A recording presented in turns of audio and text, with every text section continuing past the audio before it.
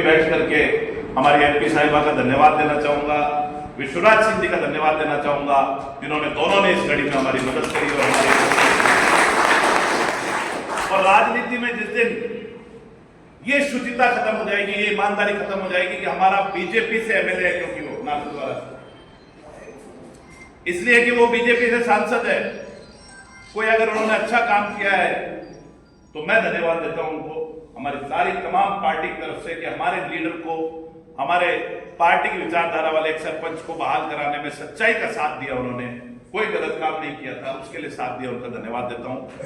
और तो और इस पूरे प्रकरण के अंदर जिस तरह से गुर्जर समाज लामबंद होकर के अंबालाल जी के साथ लगा, जिस तरह से हमारे तमाम युवा साथियों की हौसला अफजाई रही, कांग्रेस के तमाम सीनियर लीडर्स का उनको मार्गदर्शन रहा, और जो इन्होंने लड़ाई लड़ी वो फाइट टू फिनिश थी। कोई सोच सकता है भारतीय जनता पार्टी का राज हो, नारायण सिंह जी सत्ता हाथ में हो, चौथी बार का विधायक है, कोई पहली बार के विधायक को पटकनी दी कि अंबालाल जी आपने जो धोबी पछाड़ मारा है ना, ये चौथी बार के एमएलए के धोबी पछाड़ मारा है, तो छोटी मोटी चीज नहीं। अब हरि सिंह जी की कमर की पसलियां टूट गई है इस पछाड़ की, अब नहीं करेंगे किसी सरपंच पे हाथ, बिना बात नहीं डालेंगे, और डाले तो जैसा हमारा नेता राहुल गांधी कह रहा है कि जो डरेगा वो मरेगा, और डर के आगे जीत है, तो जो डरेगा नहीं वो जीतेगा, ये निश्चित तौर पे पता है।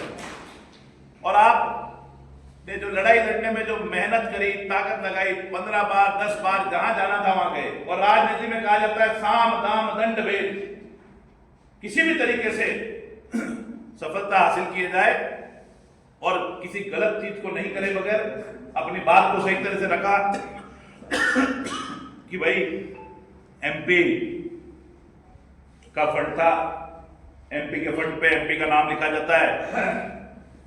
अब हरि सिंह जी आपके अगर महिमा जी से अच्छे संबंध नहीं है तो उसका ये अंबालाल क्या थे भाई, वो संबंध भी क्या अंबालाल जी के जिम्मे है कि अच्छा बनाने का।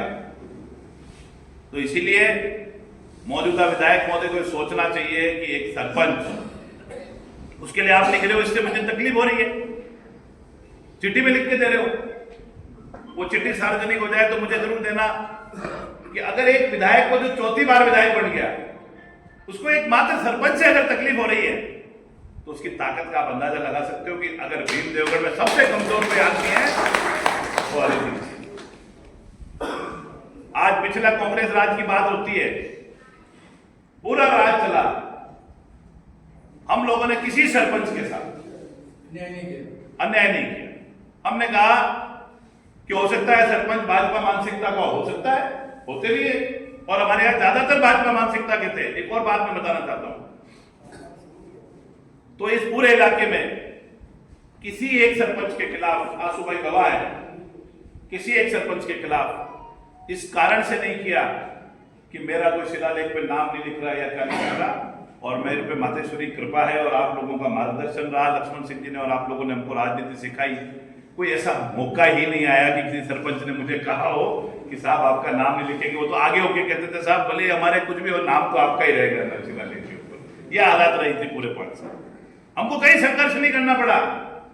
जितने तमाम सरपंच आज हरि सिंह जी की चमचागिरी कर रहे हैं, वो सरपंच शिलालेख ले लेके घूम रहे थे। मैंने कभी नहीं कहा कि मेरा नाम लिखो उस पर या मत लिखो, और इतना मुकदमेबाजी करने की नौबत कहां आ रही है। अरे अगर आपका काम अच्छा होगा तो सरपंच कोई भी हो, ज्यादा दूर क्यों जाते हैं। हरि सिंह जी का सगा भांजा जाके देखे हो काला देख के अंदर सारे शिलालेख मेरे लगे हुए, वो भी नहीं कर पाया हैसियत, क्योंकि मनी मन में जान जा भांजा रहे, वो भी जान गया इस बात को कि काम तो सुदर्शन सिंह ला रहा है, कैसे शिलालेख नहीं लिखेंगे।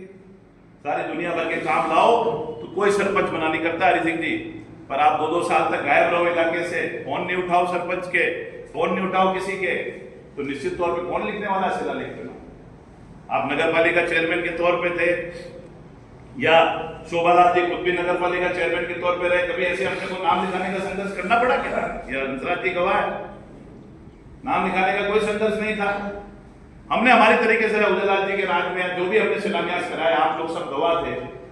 ये संघर्ष क्यों होता है? क्योंकि जब आप इलाके में काम नहीं करते और फिर सरपंच से उलझते हो, तो इसीलिए जो लड़ाई अंबालाल जी ने लड़ी उस तरह की लड़ाई हम सबको लड़नी पड़ेगी। इसीलिए आज विशेष तौर पे हमने इनका स्वागत सम्मान किया।